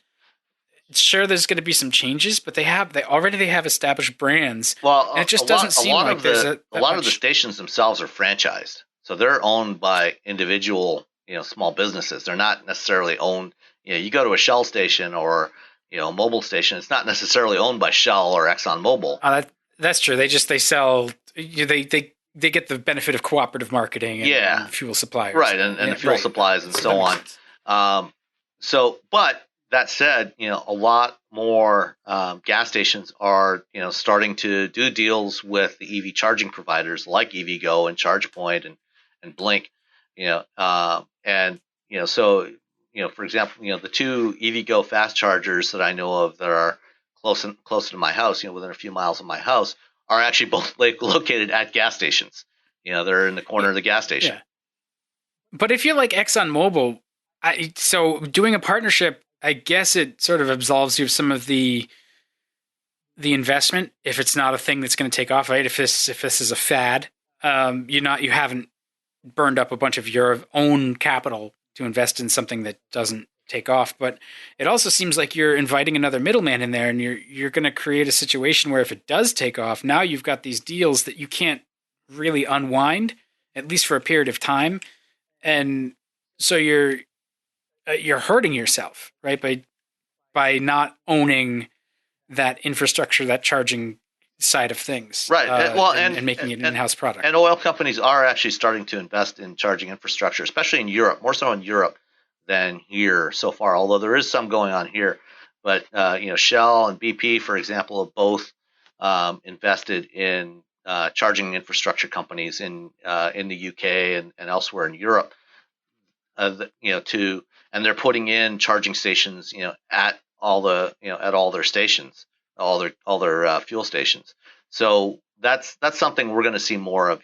We will be seeing more of, the fuel providers, actually investing in the EV charging side as well. I think it would make sense if I were running a fuel company. I'd say, you know what, we've got lots of money anyway right now. Before we don't have lots of money, let's expend some of that on what might be the next thing when you consider what's going on with EVs. Although I think also the impression of EV market penetration is different than the numbers. So yeah, well, I think here in the U.S., plug-in vehicle market share is still less than 1% of total sales. Right. So it's still especially for DC fast charging stations. That's an investment of ultimately it can be of several $100,000 to put in a DC fast charging station. Electrify America, they're spending $2 billion over the next 4 years, to put in a couple of thousand locations across the country. And so, that's a lot of money. And if you're not sure that you're going to get the return on that in terms of revenue from people paying to charge their vehicles, it's hard to justify that. But I think, Sure. Increasingly, as we see electric vehicles or plug-in vehicle sales start to continue to ramp up, and I think our new forecast, is hitting about 15% market share globally by about 2025. That we're going to see more and more companies getting into that space. Right now, the big charging providers here in the U.S., ChargePoint and EVgo, they still are not profitable, and a lot of the stations that they have are vastly underutilized. So it's it's hard to make the case, to do that if you can't say that people are actually going to use it and pay for it. Yeah, I can understand that. That's going to be fast growth from less than 1% to 15% in that's 6 years. Yeah. Well, keep in mind that's globally. That's not just for the U.S. Oh, that's right. So there's going to be a lot more growth in other parts of the world than there's likely to be here. Huh. Well, I guess the key is like, don't be a jerk at the charging station. Yeah, and if somebody else's car is charging, don't unplug it. To plug in yours. Wait till there's. But I have a Tesla. Don't you know how important I am? Don't you know who I am? On the other hand, if you are charging your car, especially if you have a plug-in hybrid, keep track of what the state of charge is, and as soon as your car is charged up, whether it's a battery electric or a plug-in hybrid, if your battery is charged, don't leave it sitting there hooked up to the charger all day. Go move it. Let somebody else use that charger. Be courteous to everybody. Yeah. Because that's the best way to be anyway. I was going to say something, but I'm going to refrain. All right. Well, so a couple of things. You went down to Miami. Yep. And you've recorded some audio with Brett Browning and Pete Rander from Argo, which we'll tack on to the end of the podcast. But also, we got a couple of questions. So yeah, we should do those first. Let me find it here. We actually just had one question, I think. There was a couple of older questions that we had answered previously. Oh, okay. We had one on Twitter. Oh, okay. Well, go get the Twitter one while I pull up the one from email. Okay. So the one on Twitter comes from William Calhoun, and he says, "Should I trade my 2013 GTI with 105,000 miles for a 2015 EcoBoost Mustang with 32,000 miles, and that would cost $19,000?" What year was the GTI? That's 2013. So same model year for both. He's got 100,000 going for a low mileage Mustang, EcoBoost Mustang. Well, the EcoBoost Mustang's a 15. Oh, 15. Okay. 15. So a couple of years newer, for $19K. I don't know. Like a 2013 GTI is probably pretty close to paid off, right? Yeah, I would hope so. Yeah. Yeah. I mean, if you don't have, if you don't have to make payments on the thing, even if you have to, spend a little money on, some maintenance and updates on the thing, new tires, new brakes, maybe some CV joints, things like that. If you're not making monthly payments on it, I would say stick with the GTI. And of course, again, it also depends on where you live too. The GT, front wheel drive GTI, might be a better choice, especially if you live in northern climates. I really like rear wheel drive in the snow. I love it because it's I do too, but that doesn't necessarily. I mean, I don't know this particular person and their level of skill. I love driving rear wheel drive cars, any time of the year. But if you don't, then if you don't have the right level of skill, then that could be problematic. That's true. I think I like the Mustang, especially the most current version of it. I think they've done a really, really good job. They stiffened it up structurally, they softened it up suspension-wise, and I think it's fantastic. That said, while I like that the EcoBoost has less weight on the nose, so it handles more precisely, or has a bit more of a delicate touch, I don't know that that's the Mustang I would invest in. Something about the 5-liter just does it. V8 Mustangs are just both awesome. Yeah, I mean, it's overkill for sure. But also, the Mustang's just a less practical car than the GTI, and if that's okay, yeah, I mean, 19,000 is not a bad deal. It's also not quite as exciting to drive as you might think, so you should try it. Again, like the beauty of the EcoBoost Mustang is the poise. It's not the power, right? Because it's really actually nicely balanced. It's not all that quick. Yeah, it's a lot more of like a sort of all around sports car than the GT. That's a little bit more brutal. But you do miss out on that, like the back seat and the cargo hatch area of the GTI, and you may be okay with that. But if you're looking for more performance, just get some, look at that big Volkswagen aftermarket. Yeah. For the Although, GTI. The Mustang has a surprisingly spacious trunk. And if you fold down the back seats, you can put long stuff in there. You're not going to get, tall stuff in there, but you can definitely put some longer objects in there. You can fit a big flat screen TV in there, things like that. So it's not totally impractical. That's true. And honestly, the Ford has a big aftermarket too. So it's actually probably not that much of a leap to get the $19,000 Mustang and, carve off a little bit more budget to play with the boost and just get more power out of that engine, which is certainly capable. Oh yeah, you can get a lot more than the 315 horsepower that's comes stock from that engine. One other factor to keep in mind is insurance prices. Depending on where you live and what your driving record looks like, you might end up paying a lot more for insurance for the Mustang than you would for the GTI. So you probably want to call your insurance agent and get some quotes on that before you make a decision one way or the other. The practical dad in his 40s that I've turned into likes the GTI a lot. But also the retiree dad in his 50s really loves the Mustang. I haven't quite achieved that yet, but that's, yeah. You got to drive them. Definitely drive them. 19,000, like that better be a pretty clean car. I don't really know what used Mustang prices are. Like that's low miles, so I'm assuming that's why the price is that high.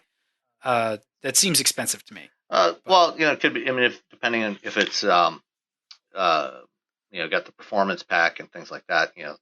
You could get up. That car could get up into the mid to upper 30s. It's that may. I would definitely go into like KBB.com or Edmunds and get a price estimate for get all the details on what's on that car and the mileage and everything. Get a price estimate from them and compare it to what's being asked for that particular one that you're looking at. All right. Well, whatever you decide to do, or if you need some more bad advice, let us know. I say it's bad advice. It's not actually bad. It's just I always feel self-conscious giving advice because I would be like, yeah, absolutely, I'm going to get the Mustang and enjoy it. And if I don't like it, I'll get something else. But, cars are a commitment, and I understand that. So, all right. So the email question we had was from Gareth. I want to know, do either of you know why so many manufacturers made retro-styled cars in the late 90s and early 2000s? So far, I've come up with the new Beetle, Plymouth Prowler, Jaguar S-Type, Mini Cooper, PT Cruiser, and Ford Thunderbird. I'm sure there are many more, but it was definitely a phase of car design. I feel like there must have been something about the late 90s that inspired this, but I wasn't paying attention to popular culture at the time. Dan? Money. I look at those cars, right? Thunderbird, Beetle, Mini. The age of the people that like that's nostalgia. Look at the general sort of timeline of nostalgia they're trying to sell. Those people that they were appealing to were at the height of their purchasing power at that time. I mean, especially the PT Cruiser drove the greatest generation just absolutely friggin' out of their minds. That car sold like unbelievably quickly.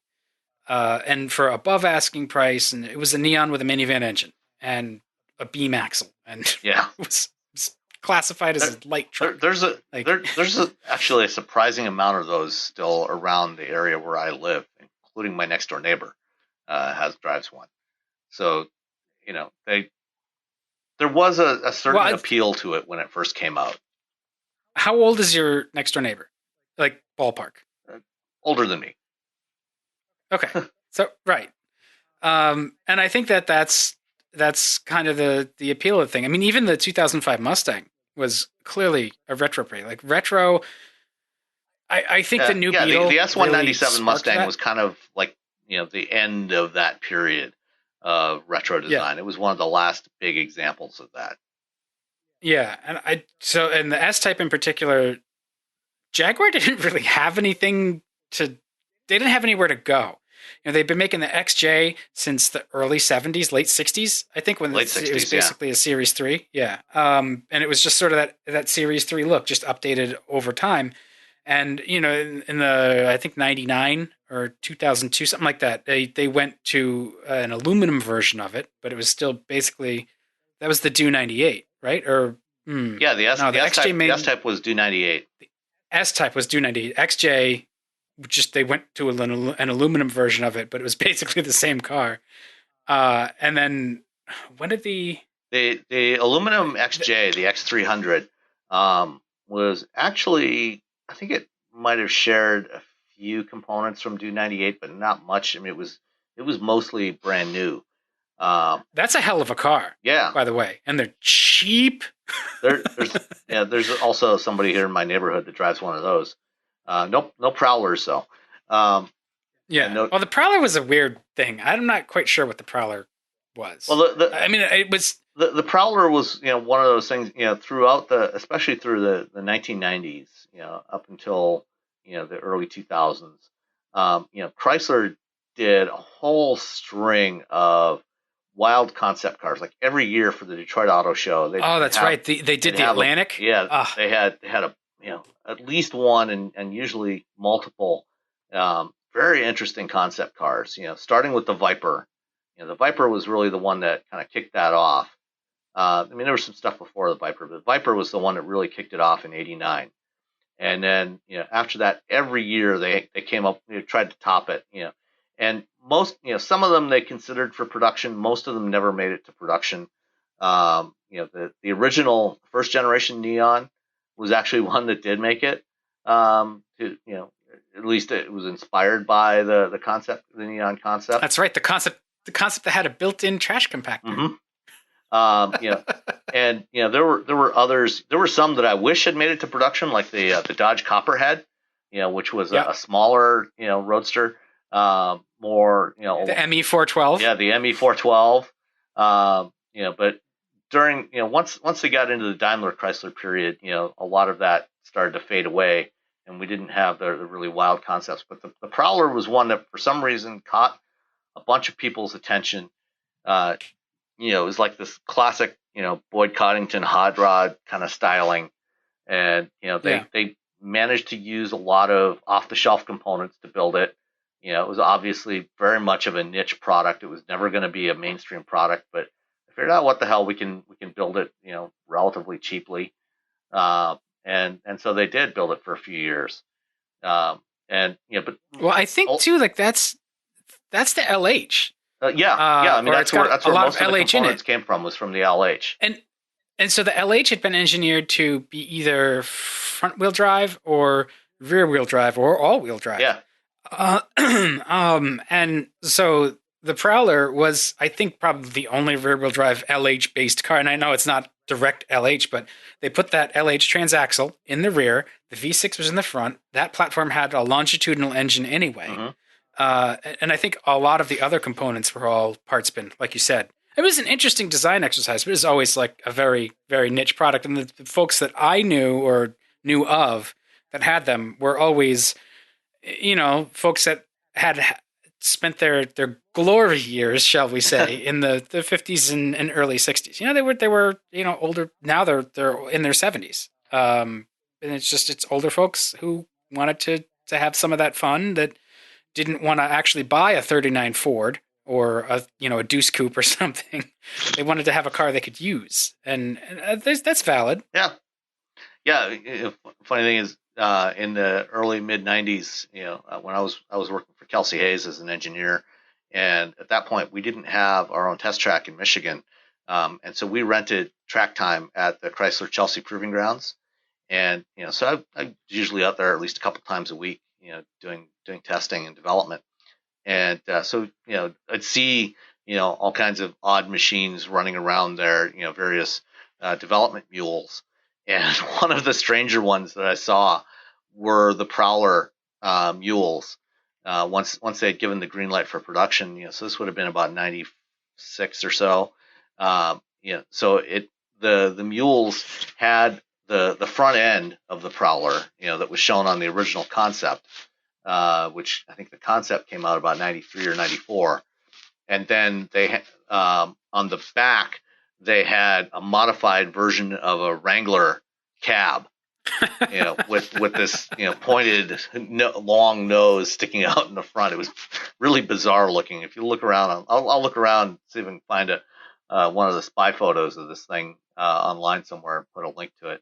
But see some strange stuff running around Chelsea in those days.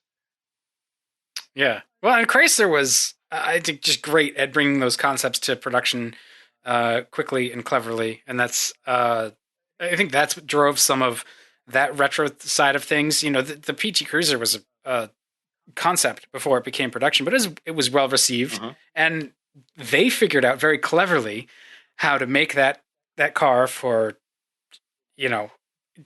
not a whole lot of money and just make it print money for them. And it was, same as the Neon. The Neon was very profitable for Chrysler. And so the Thunderbird, on the other hand, was not profitable for anybody. Well, right. And the Thunderbird and the S-Type were the same thing. They were due 98. The Thunderbird, I think, was the last gasp of due 98. Yes. And the S-Type was together with the Lincoln LS. And, it's a platform that eventually became the Jaguar XF. So they got some life out of it. But, I don't know why. I get the idea of the Jaguar S-Type. I do. And I think it's a lovely design exercise. And the problem was like where Jaguar was at that point in time. They really should have done what they eventually did with the XF and introduce a new look and just like this is what Jaguars look like now and what we're doing now. And they eventually got there because if you look across the lineup now, there's nothing retro, which I think is great. But at that point, that's all they had. Yeah. All right. Yeah. Enough of that. Yeah, I don't know where it came from, but I can't wait for the 1980s retro to happen. Oh, I can wait. I mean, it depends. Bring back the Fox Body Mustang. Right? The original Giugiaro Scirocco, VW Scirocco. Yeah, I would not mind if Volvo brought something square out again. I mean, the XC40 is kind of angular. Yeah. I get it. Yeah, well, we'll see. All right. What goes around comes around, I guess. Yeah, that's true. So in the meantime, you can listen to us talk. Well, you can listen to Sam talk to the folks from Argo AI, and then we're going to see you next week. All right. See ya. So here with Pete Rander, president of Argo AI, Brett Browning, VP of robotics, I think. Okay. And spent today riding around Miami here in some of your automated test vehicles. And it's been 4 or 5 months now since, something like that, since I visited you guys in Pittsburgh. And it's been clearly some good progress made on the system. And you're operating in a very different environment here in Miami than in Pittsburgh. Describe some of the unique challenges that you've faced here. Since you started testing here, about February of this year? What have you had to address? Yeah, so I think so we're testing in Pittsburgh, Dearborn, and Detroit, and Miami, and we've been operating here since about February, but it was very small for quite a while, and then we started scaling up pretty recently. I think all of those environments are very different. There is absolutely commonality. In Miami, I guess it was described today as being the double black diamond of driving. And I think the real challenge is that, as we think of it as it's sort of like this melting pot of international driving styles. It's a very big city. It's a tourist destination. So you've got a lot of people from lots of different places who come in and drive very differently. And you put that together in a place that has a lot of unprotected turns. There's a lot of construction. It's very dynamic. It means that there's a lot of people driving who, may be lost, and also negotiating things like unprotected turns, which are tricky. And so add to that, there's a lot of people on bikes of various types, whether they're mopeds, scooters, motorbikes, bicycles. We've seen one-wheeled things going around, and then there's a lot of pedestrians. So that just creates an environment that is really challenging. There's a lot of people moving around in that in different forms, and for a driver, whether it's self-driving or otherwise, the vehicle has to detect everyone and reason about what are they doing, right? What we call prediction, and then make good decisions in that. And I think one of the real challenges, we really think about safety first, but really we think about the customer, and that means you've got to focus on safety and comfort. Here that means that yes, of course, you have to make safe decisions, but there's a lot of times where a human driver would not stop. And if our AV was too overly cautious in those cases, then we would actually create a very awkward situation. And so we've got to really try and drive as naturally as we can for the environment. And for Miami, that is different than what it is for Pittsburgh, which has a different set of challenges. Very old city, narrow streets, very complicated intersection geometry. It's 3D. There's lots of hills and things like that. So Miami, I think has really been pushing us a lot on that sort of prediction front, and I think is a great place to help mature the technology, because going from there to other cities, really, will have pushed us in a lot of way to deal with lots of pedestrians, bicyclists, vehicles all at the same time, so that other cities actually start to look easier. Yeah, that whole idea of the prediction engine is an interesting one that I think a lot of people don't think about. It's something that we as human drivers do pretty naturally. We become accustomed to it, and it becomes intuitive. But to program something like that, you've got the sensors that try to detect what's going on in the environment around the vehicle. And you've got a path planning system that's figuring out, okay, where am I, where do I need to go, and looks at the map and figures out the route. But in between that is that prediction engine. How do you go about teaching a computer to predict what other road users are going to do, especially pedestrians and cyclists? Cars, the physics of a car means that there's going to be certain limitations on how fast it can change direction and make changes. But a pedestrian can turn on a dime, or a bicyclist. How do you go about doing that?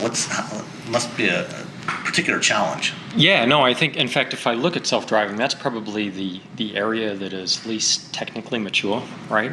We've been doing lots on perception for decades and motion planning for decades. The prediction problem really is the one that is the least mature and the hardest as a result. And that's really where you get at the intersection of, yes, of course, machine learning is extremely important, but machine learning is really good at learning from lots of examples that you've seen before, but you've also got to deal with the completely unexpected, all right? And how to meld that together, that is really hard. That's sort of what we view as being one of the longest technical challenges, or biggest technical challenges to deal with. And that division Brett just spoke about is quite good. From a safety standpoint, you have to be prepared to responsibly handle everything, no matter whether I have a good model or not.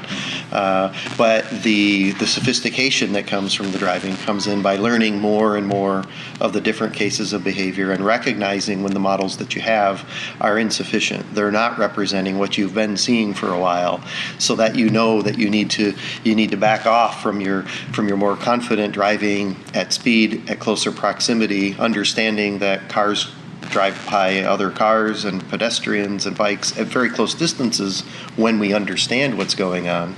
But even as humans do, when we don't understand the behavior and we're saying, my mental model says, I don't know why that pedestrian is weaving, is just standing.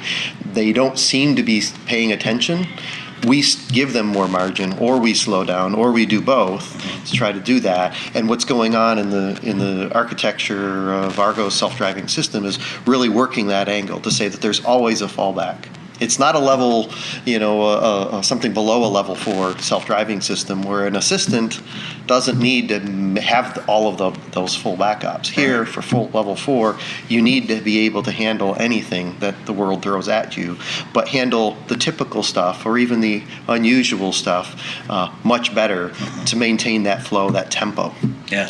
And give you some of the examples, right? We've seen people back onto the street trying to take a picture of a nice mural, right? And so there's a lot of those here in Miami. There's a lot of those here in Miami. At the same time, you'll see people standing on the road pretty close to the traffic flow, but they're actually not intending to cross, right? And if you were to stop for them, then you create that awkward situation. And differentiating those is hard. Even for vehicles, despite physics, people will take unprotected turns in front of you, even when you have right of way, and understanding when that's going to happen, and not overreacting to situations where it's not going to happen, is a challenge, right? And that's sort of part of what we've been doing in Miami, is really trying to develop our system to be able to handle those two situations and react when it really should and not when it shouldn't. And that very situation was something I saw this afternoon, where we were waiting to make an unprotected left turn. There was a lot of traffic on the other side of the road coming towards us, and a couple of a Mercedes G-Wagon and a Bentley Bentayga pulled out right in front of us and basically forced their way in, forced a gap in the traffic. Where the AV that we were in, was waiting for a gap. They basically pushed their way through and made a gap, forced somebody to stop and let them go through.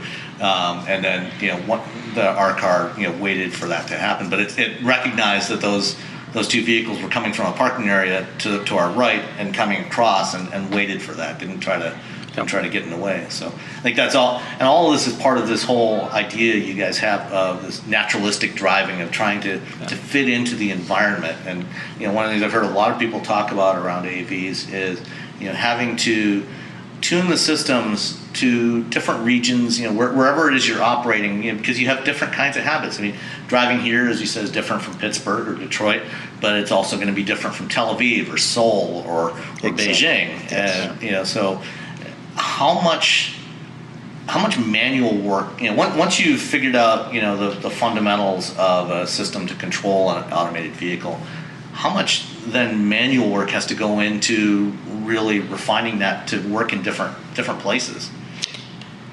Yeah, I think there's always going to be a certain amount of tuning to the local environment in lots of different ways. Like think of prediction models. You need to get data to learn what those are, right? Unless you go drive there, you're not going to experience it. Same thing for the decision-making side. What we're trying to do is build as much of the system to be as common as possible, right? But then also make it very easy to customize those pieces. I expect for a long time to come, we will always need to have engineers that go on the ground and really understand and be like, oh, wow, this is different than what we've seen before. How do we deal with this? And that's where the tooling that we're developing right now, knowing that challenge is there.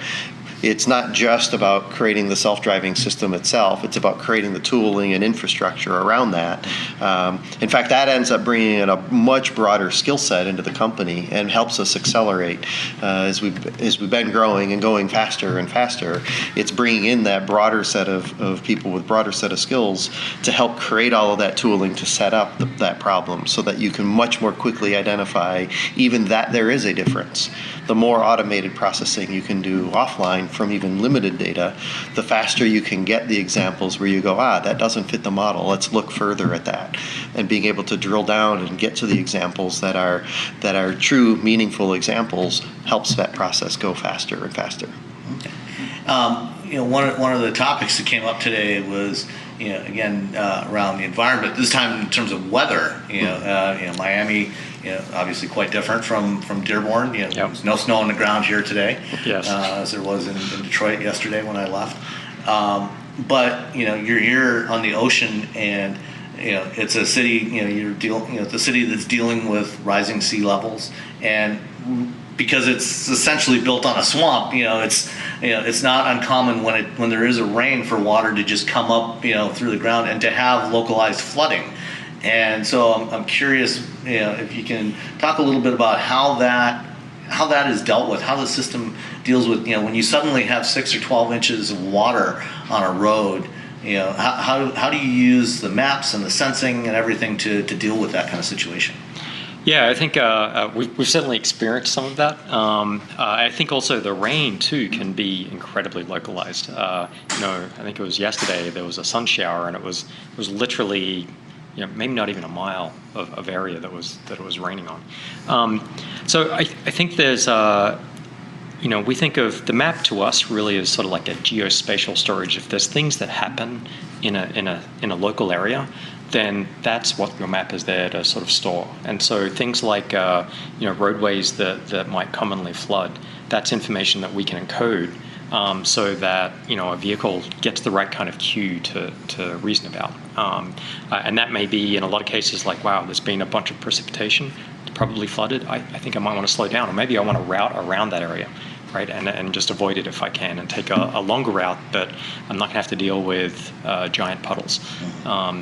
I think there's also, sort of the way we approach this is that part of the reason to go into those cities is to really understand what the problems are, and then make sure we develop the tooling, not just the autonomy tooling, but the operational tooling around that, so that we can really make the whole system work as well as possible in that location. Yeah, the mapping, the HD mapping is a core part of making these systems work. Yep. I think the first step when you go into a new city, like as you're doing now in DC, is building those HD maps. Can you talk a little bit about that process? How does that work for you? Yeah, so I think the way the AV operates, we need a map of the world, and that sort of is the way to provide a lot of those cues about what's going on. And so the AVs are the mapping cars. There's nothing special. We drive around and we use that information to build that map up. But I think we tend to think of it much more as a sort of a living representation of the world.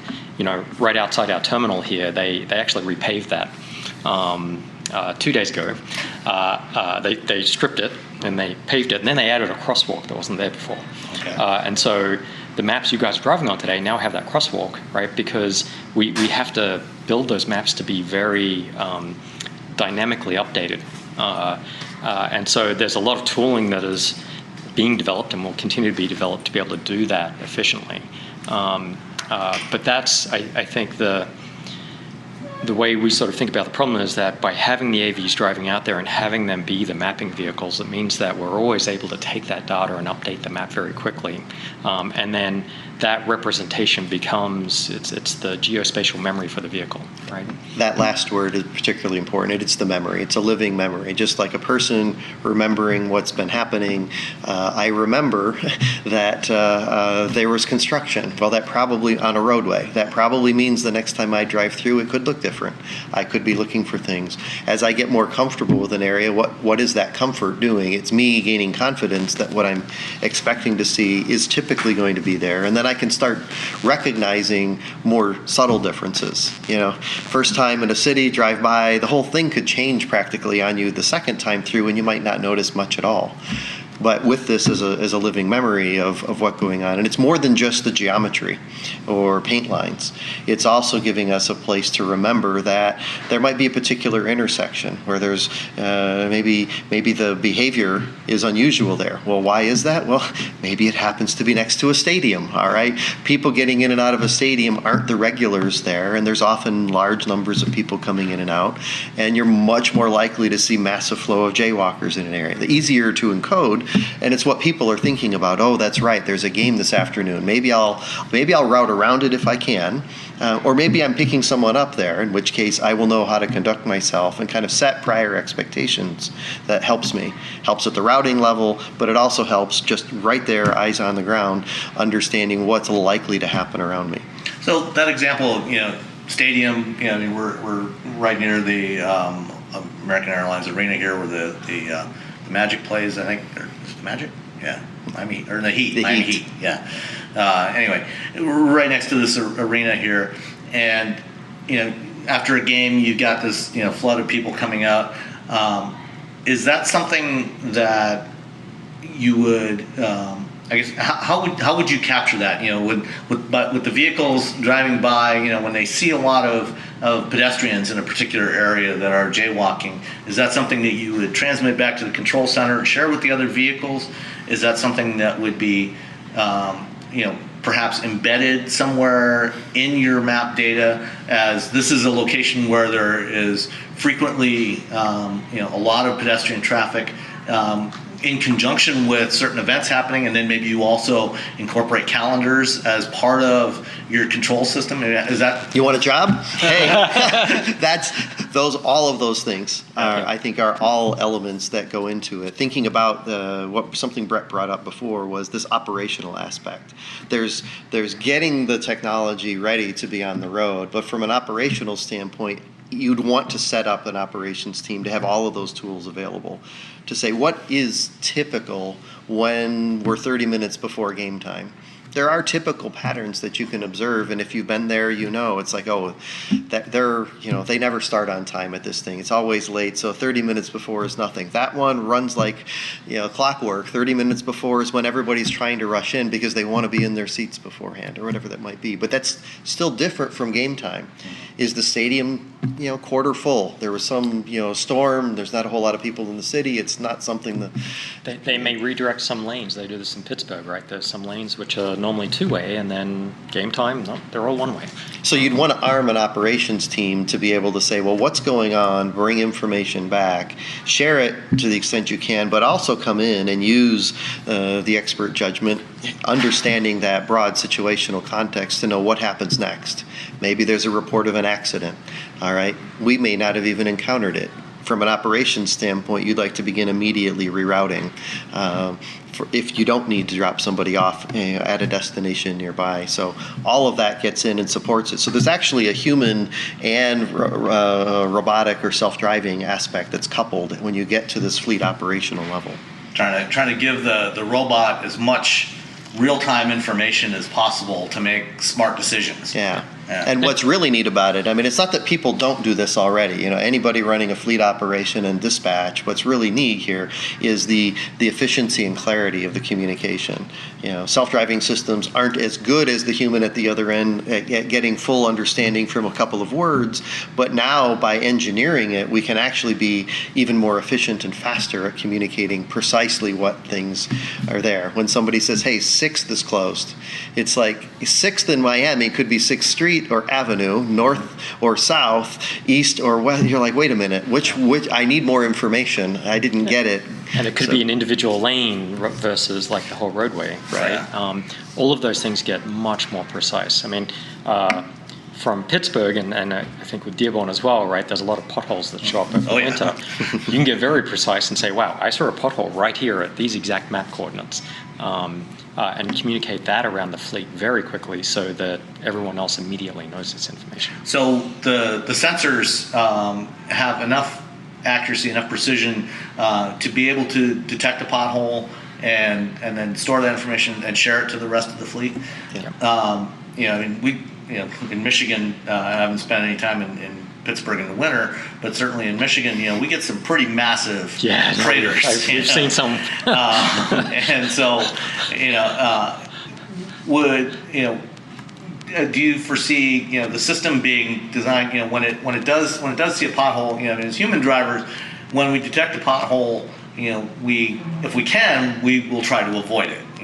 Oftentimes we can't, especially if we're driving at night. Oftentimes you can't see them, or if it's full of water, if it's raining, is that something that you'll be able to program in, to try to avoid those? And is that something that's in the system now, or is that something that's on your to-do list? So avoiding things is definitely built into the system. Avoiding potholes specifically, we don't do that today, but that will be coming soon, particularly as we're heading into winter. It's interesting too, thinking about it from a prediction standpoint. Think about how important it is. For myself driving, I know I will want to try to avoid either straddle a pothole, or if it's too big, try to go around it. But it's very helpful from a prediction engine standpoint to know that humans are also going to be driving vehicles that will be coming up on that pothole. And suddenly, again, I've taken something that if you're just following and don't know it's there, you may be surprised that someone suddenly slams on the brakes or swerves unexpectedly. It's unexpected.